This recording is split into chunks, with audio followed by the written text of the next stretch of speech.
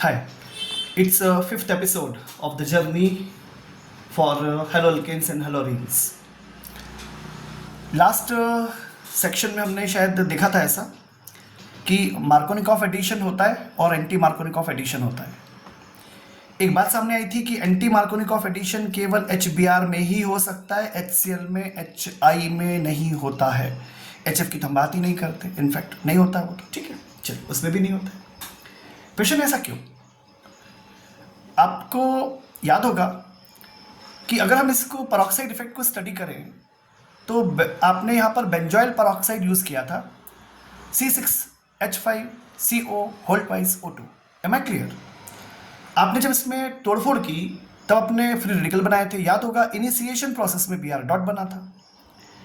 उसके बाद में शायद याद होगा आपको कि जो अल्कीन थी यानी CH3 CH double bond CH2 उस पर अटैक हुआ था, इसी Br डॉट ने अटैक किया था।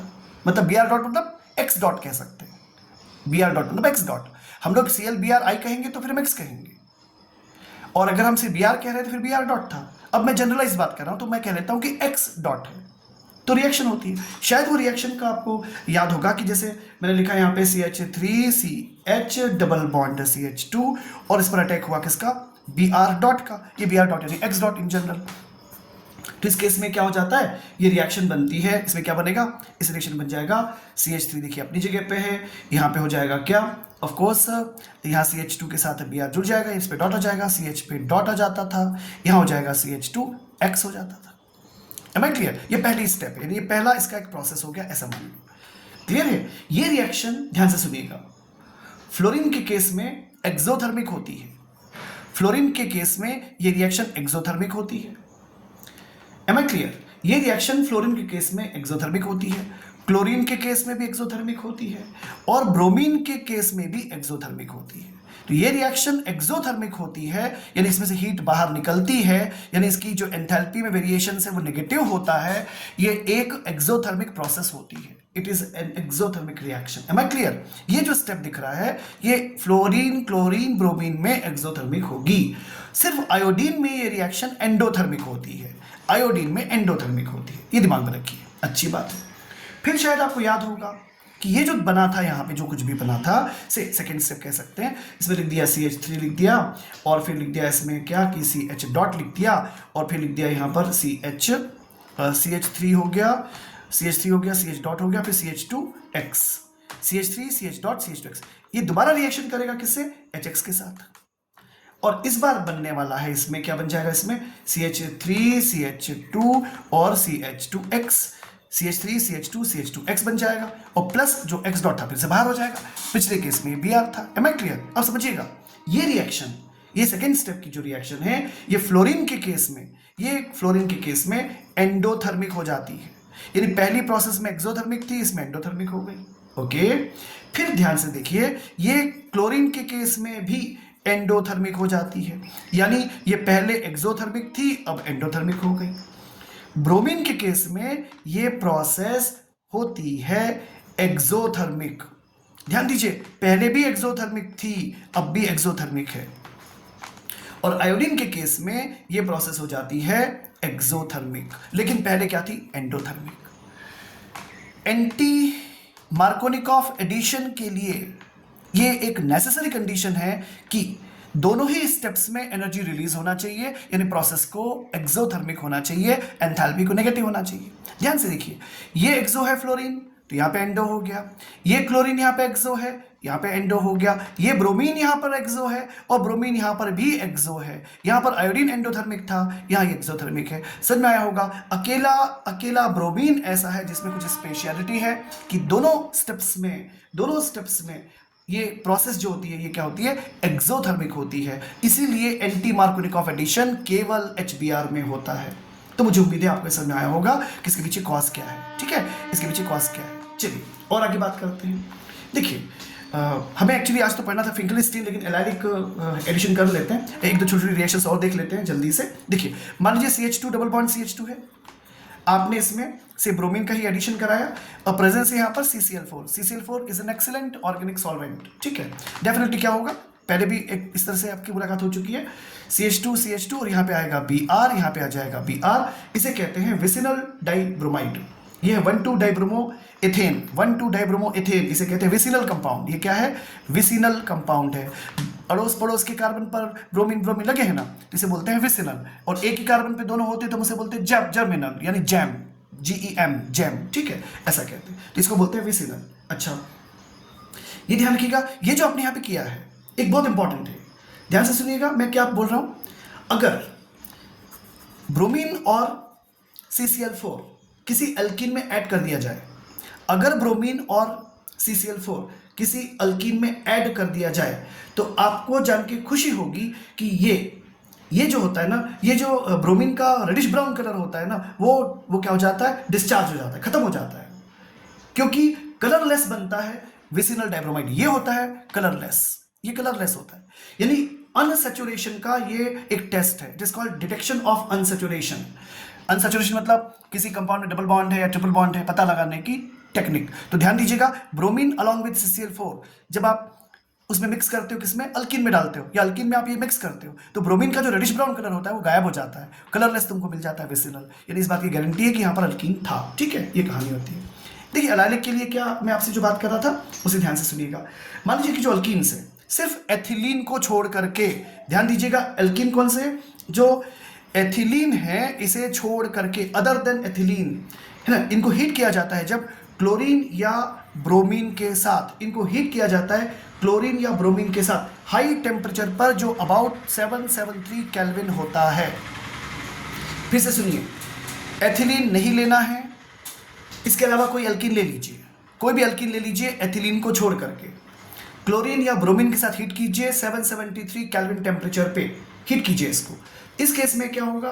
ध्यान से सुनिएगा, ध्यान से देखिएगा कि सब्स्टिट्यूशन कैसे होता है। Let me CH3CH double bond CH2, आपने लिख लिया क्लोरीन, ठीक है, और आपने यहाँ पर टेम्परेचर के ऊपर लिख दिया 773 केल्विन। ध्यान से देखिएगा, डबल बॉन्ड का कुछ नहीं बिगड़ेगा यहाँ पर। ये जो हाइड्रोजन दिख रही है, ये जो हाइड्रोजन दिख रही है CH3 की, ध्यान से देखिएगा, यहाँ पर एक रिप्लेस होगा Cl, CH2, CH double bond CH2। क्या देखा आपने कि the hydrogen atom at the allylic carbon, hydrogen atom at the allylic carbon, hydrogen atom at the allylic carbon, उसका क्या हुआ? उस पोजीशन से हाइड्रोजन रिप्लेस हो गई, हट गई वहां से, यानी कुल मिलाकर के यहां पर सी कहां पे आ गया? Cl। ये क्या बन गया? एलाइलिक। जिस कार्बन पे फंक्शनल ग्रुप है उसे अगले कार्बन पे डबल बॉन्ड, जिस कार्बन पे फंक्शनल ग्रुप है उसे अगले कार्बन पे डबल बॉन्ड, जिस कार्बन पे फंक्शनल ग्रुप है उसे अगले कार्बन पे डबल बॉन्ड, ये एलाइलिक कंपाउंड प्रिपेयर हो गया। Am I clear? It's good reaction. Similarly आप ऐसा भी कह सकते हो, कैसे कह सकते हो कि आप कह देंगे CH3 है आपके पास, CH है आपके पास, देखिएगा एथिलीन नहीं लेना, हाँ, और क्या करोगे? CH2 है आपके पास, मान लीजिए आपने ब्रोमीन जोड़ देना है, तो ब्रोमीन जोड़ दीजिए, Br2 कर दीजिए, और टेम्परेचर वही 773, तो डेफिनेटली क्या हो जाएगा? यहाँ पे फिर से वही कहानी, यानी आप लिख सकते हो यहाँ पर कि एक H यहाँ से गायब हो जाएगा, यानी यहाँ आ जाएगा क्या? Br आ जाएगा, CH2, फिर CH, फिर डबल बॉन्ड CH2। ये डबल बॉन्ड के अक्रॉस कार्बन पर अटैचमेंट नहीं हो रहे हैं हाई टेम्परेचर पर, एथिलीन पर ये एप्लीकेबल नहीं होता है, ठीक है ना, एथिलीन। और इस तरह के प्रोसेस को कहा जाता है एलाइलिक हेलोजनेशन, इसे कहा जाता है एलाइलिक, इसे कहते हैं एलाइलिक हेलोजनेशन, इसे कहते हैं allylic halogenation. Am I clear? तो अभी मैंने आपसे दो टॉपिक पे बात की छोटे छोटे से।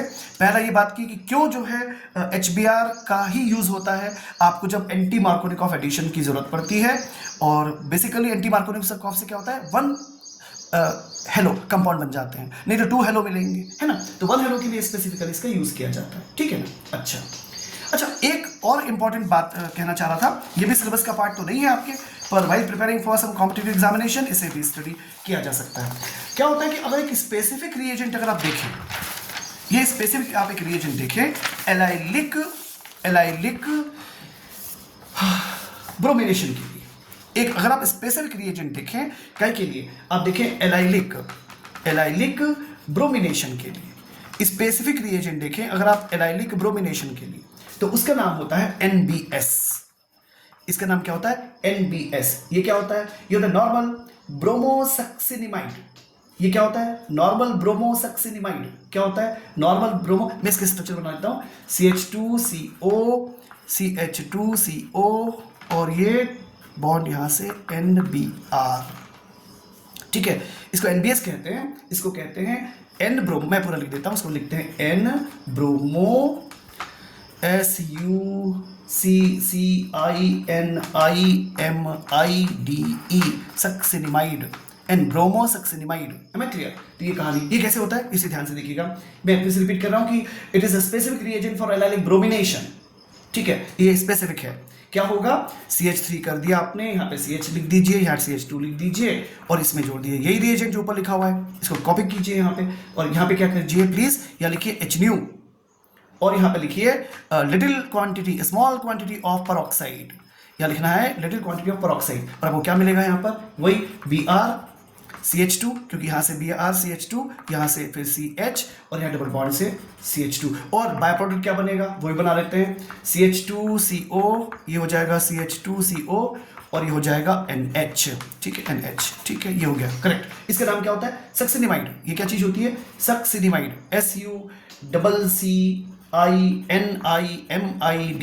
Succinimide, succinimide. Am I clear? ये क्या था, एन ब्रोमो सक्सिनिमाइड, ये क्या है, सक्सिनिमाइड। Am I clear? ये सिंपल सिखाने का अच्छा रिएक्शन होता है, ये दिमाग में रखिएगा।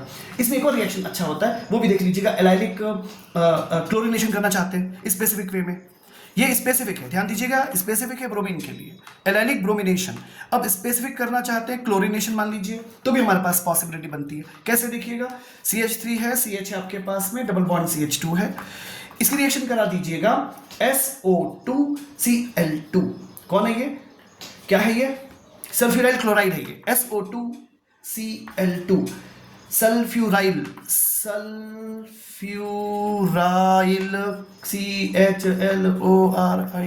Sulphuryl chloride, SO2Cl2। ध्यान से देखिएगा, इस केस में ये दिमाग में रखिएगा। यहाँ टेम्परेचर रिक्वायरमेंट कम होती है, अप्रोक्सीमेटली शायद 475 केल्विन अलॉन्ग विद HNu, और वही बात फिर से लिख देंगे यहाँ पे एक स्मॉल क्वांटिटी के बजाय अच्छी लैंग्वेज लिखना चाहते हैं तो लिखिए traces of benzoyl peroxide, traces of peroxide, ऐसा लिख लीजिएगा, है ना। तो इस केस में क्या होगा, वापस वही प्रोसेस देखिए, फिर से वही कहानी है। इस CH3 से एक H गायब हो जाएगा, तो यहाँ पे आ जाएगा Cl, यहाँ पर CH2, यहाँ पर CH, डबल बॉन्ड CH2। इस तरह से स्पेसिफिक क्लोरिनेशन होगा, मतलब एलाइलिक क्लोरिनेशन, यहाँ पर स्पेसिफिक ब्रोमिनेशन था। ये छोटी सी कहानी होती है। आई होप कि आपको समझ में आया होगा कि किस तरह से आप एलाइलिक हेलोजनेशन भी कर सकते हैं, ठीक है। एलाइलिक ब्रोमिनेशन और एलाइलिक क्लोरिनेशन ये आपने समझने की कोशिश की होगी, ठीक है। अब फिंकलस्टीन रिएक्शन नेक्स्ट टर्म में रखते हैं, हैलाइड एक्सचेंज की प्रोसेस, और लास्ट डे होगा उसका मेथड्स ऑफ प्रिपरेशन के लिए, क्योंकि एक और जो मेथड है छोटी सी, उसमें फैटी एसिड्स होते हैं, उसके सिल्वर सॉल्ट से रिएक्शन होते हैं। तो next lecture would be last lecture for this particular sequence, what will speak the methods of preparation for haloalkanes, ठीक है। फिर एक दो कुछ अच्छे क्वेश्चंस लेना सोच रहा हूँ, तो आई होप कि यू एंजॉय द लेक्चर।